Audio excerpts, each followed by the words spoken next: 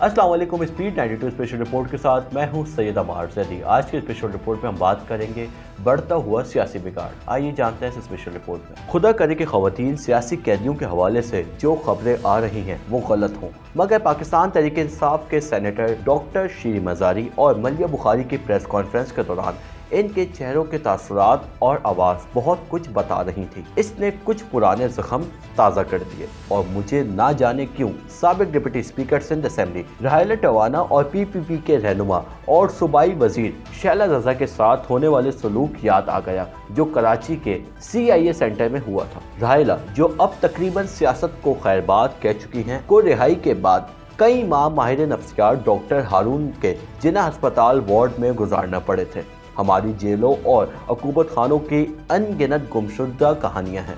बाएं बाजू के कम्युनिस्ट लोगों के लिए तो जेल और हथकड़ी आदतों में से है, हसन निसार से लेकर नज़ीर अब्बास तक, मगर खुद PPP और MQM के कारकुनों और अहल खाना की दास्तानें भी नाकाबिले बयान हैं। और इसीलिए जब उनके दौर में ऐसी खबरें आती हैं, ये अमर बाइज़ तशवीश और गैर जानिबदाराना तहकीकात का मतकाजी है।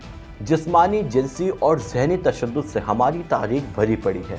बात इतनी भी पुरानी नहीं जब जाम सादिक अली वज़ीर आला सिंध थे, गुलाम इसाक खान सदर थे और मियाँ नवाज शरीफ वज़ीर आज़म थे। अखबारात व रसाइल में CIA सेंटर के हवाले से मुसलसल खबरें आ रही थी कि वीना हयात के साथ मुबैना ज़्यादती ने एक हंगामा बर्पा कर दिया है। बात इस हद तक आगे चली गई कि वज़ीर आज़म ने जनरल रिटायर शफीकुर रहमान, जो इंस्पेक्शन टीम के सरबराह थे, उन्हें कराची तहकीकात के लिए भेजा, मगर सिंध हुकूमत ने उन्हें होटल तक महदूद कर दिया और CI सेंटर जाने की इजाज़त ना दी।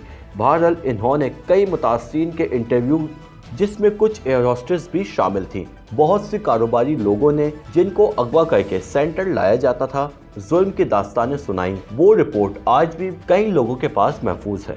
नतीजा सिर्फ इतना हुआ कि DIG CIA समीउल्लाह मोहब्बत को नौकरी से बरतरफ कर दिया गया। चंद माह पहले जस्टिस अतर मनुल्लाह ने अडियाला जेल में बच्चों के साथ होने वाले सलूक के बारे में तशवीशनाक वाक़यात सुनाए। जब उन बच्चों से मुलाकात की तो मुख्तलिफ इल्ज़ामात में जेल में थे और पूछा कि तुम लोगों को कैसे रखा जाता था, मगर कोई बच्चा कुछ ना बोला। जब दोबारा सवाल किया, उन्होंने यकीन दिलाया कि इन लोगों के जाने के बाद हमारे साथ कुछ नहीं होगा, जिस पर एक लड़का खड़ा हुआ और उसका एक जुमला वहाँ होने वाले सलूक का निचोड़ था। उसने कहा कि सर, हमसे ना पूछें, हमारी बहुत तजलील होगी, हमें बहुत जलील किया जाता है। उसका ये कहना था कि कई बच्चे बस फट पड़े।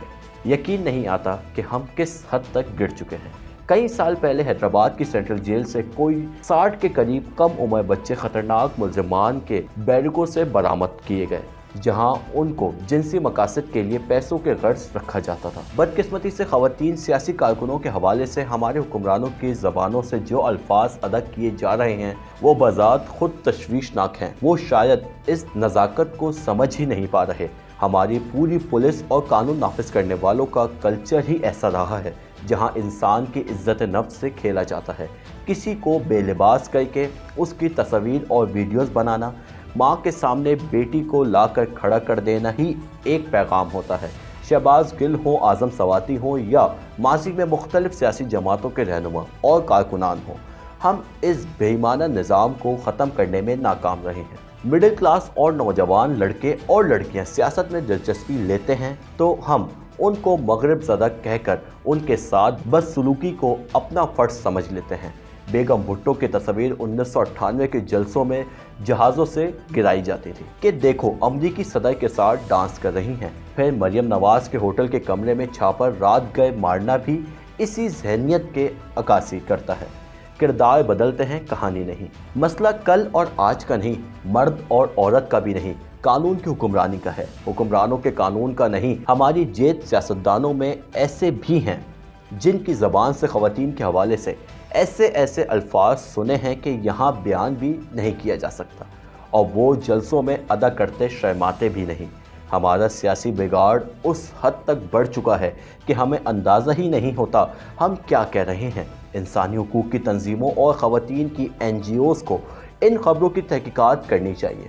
इमरान खान इन तंजीमों से मुतालबात करते हुए ख़ुद अपने तर्ज़ अमल और ख़यालात पर भी तो तवज्जो दें।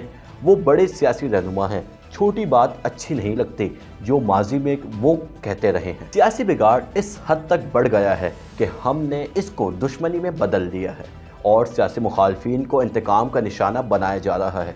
प्रोजेक्ट इमरान खान का नाम देने वाले हमारे असल हुक्मरान आजकल इस प्रोजेक्ट को बंद करने में लगे हुए हैं और इसमें काम करने वाले मुलाजमीन, कारकुनान और लीडरों को गोल्डन हैंडशेक देकर घर भेजा जा रहा है। जो अपनी मुलाजमत सियासत जारी रखना चाहते हैं उनके लिए कराची तक खैबर जेलें ही जेलें हैं और गुमशुदा कहानियाँ। हाल ही में खुद इमरान खान ने ऐलान किया है कि वो ये प्रोजेक्ट खुद चलाना चाहते हैं और मालकान से दरख्वास्त की है कि वो जितने भी तहरीक इंसाफ के लोगों को ले जाना चाहते हैं ले जाएं। खान साहब को भी गोल्डन हैंडशेक ऑफर की जाने वाली है। अगर वो इसे कबूल कर लेते हैं तो इलेक्शन वक्त पर भी हो जाएंगे और नताइज भी मुस्बत ही आ जाएंगे। नहीं मानते तो उनकी पार्टी के लिए सियासी मैदान खुला है। प्रेस कॉन्फ्रेंस और ऐलानात का सिलसिला जारी है। कोई सियासत छोड़ रहा है, कोई पार्टी। इमरान की सियासी गलतियों की लंबी फहरिस्त है। किस तरह उन्होंने अपनी पार्टी और अपने आप को मुश्किल में डाला। उनकी सबसे बड़ी कमज़ोरी उनका अपना रवैया और रऊनत है। जिन पर वो एतमाद करते थे, जो उनको अपनी रेड लाइन कहते थे, वो साइड लाइन से निकल गए हैं। मगर इस सब के बावजूद उनका मजबूत पॉइंट इलेक्शन है, जो दूसरों का वीक पॉइंट है। इस लिहाज से उनको अब भी सियासी बढ़तरी हासिल है। यही वो बयानिया है जिसकी वजह से ज़ोर ज़बरदस्ती कर लें तो अलग बात, वरना प्रोजेक्ट इमरान मुश्किल से बंद होगा। ये थी आज की स्पेशल रिपोर्ट। इस तरीके की स्पेशल रिपोर्ट्स और तहकीकाती वीडियोस देखने के लिए हमारा फेसबुक, यूट्यूब, ट्विटर और वेबसाइट को विजिट कीजिए और अपने वैल्यूएबल कमेंट्स हमें ज़रूर आगाह कीजिएगा।